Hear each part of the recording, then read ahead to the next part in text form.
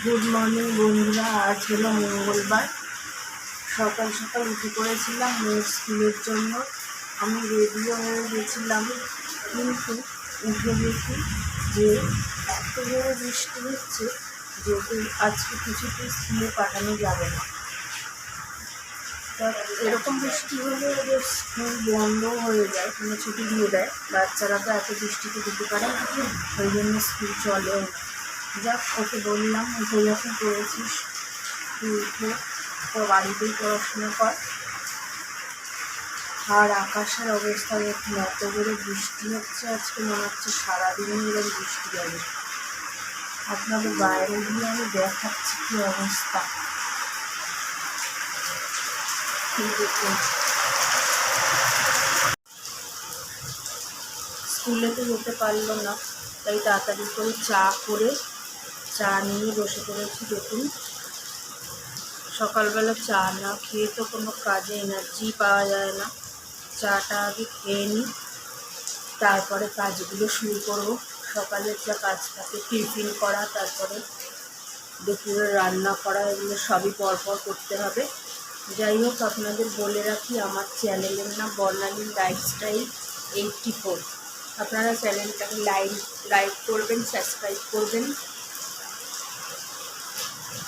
আর রোজকার আমি রোজই নিয়মিত কিছু না কিছু চ্যানেলে আমার রেগুলারের রুটিন মাফিক কিছু দিয়ে থাকবো, আপনারা দেখবেন। রোজ আমার কিছু না কিছু দেওয়া থাকবে। দেখুন আকাশের অবস্থা, এত জোরে বাজ পড়লো যেন একটা। বর্ষাকালে যা হয়, রোজই বৃষ্টি, আর আকাশের অবস্থাটা দেখুন।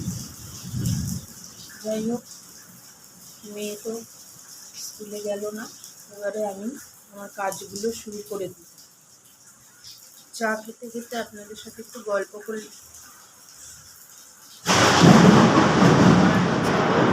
বাইরে দেখুন কীরকম বাজ মারছে,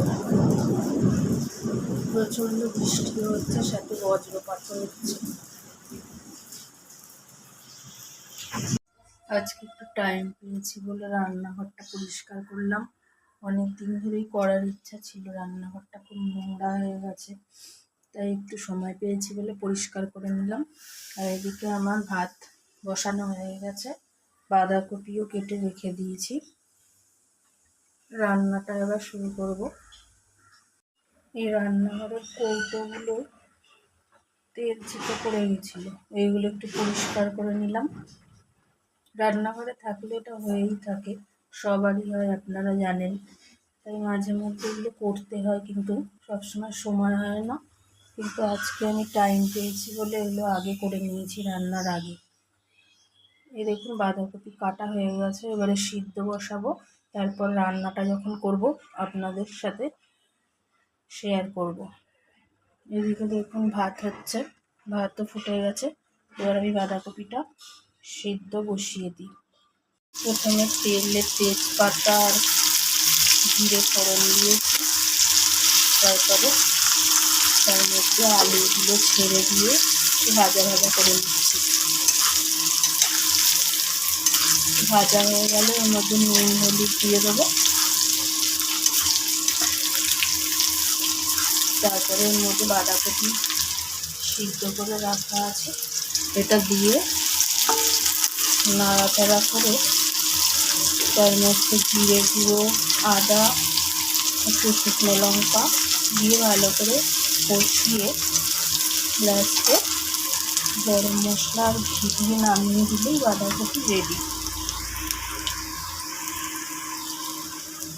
আলুটা দেখুন ভাজা ভাজা হয়ে গেছে। এবারে এর মধ্যে আমি হলুদ গুঁড়ো দিয়ে দিচ্ছি,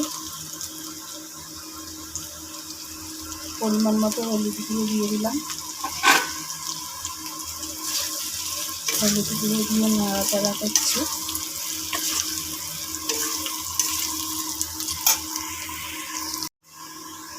আলুটা নুন হলুদ দিয়ে ভাজা ভাজা হয়ে যাওয়ার পরে তারপরে সিদ্ধ করা বাঁধাকপিটা ছেড়ে দিয়েছি।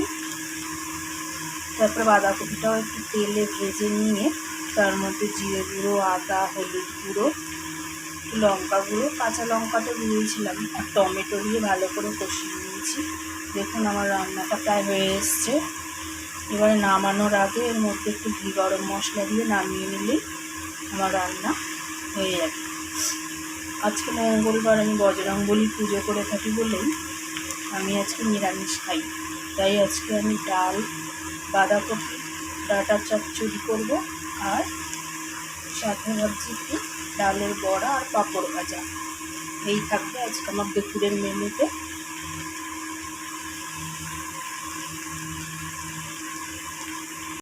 রোজের মতোই আমি খানিকটা কাজ সেরে ছাদে চলে এসেছি, দেখতেই পাচ্ছেন। ছাদে এসে জামা কাপড়গুলো মেলার জন্যই আমি এই সময় আসি। আর আমি একটানা কাজ করতে করতে হাঁপিয়ে গেলাম, একটু ছাদের নিঃশ্বাস নিতেও আসি। যাই হোক, আমি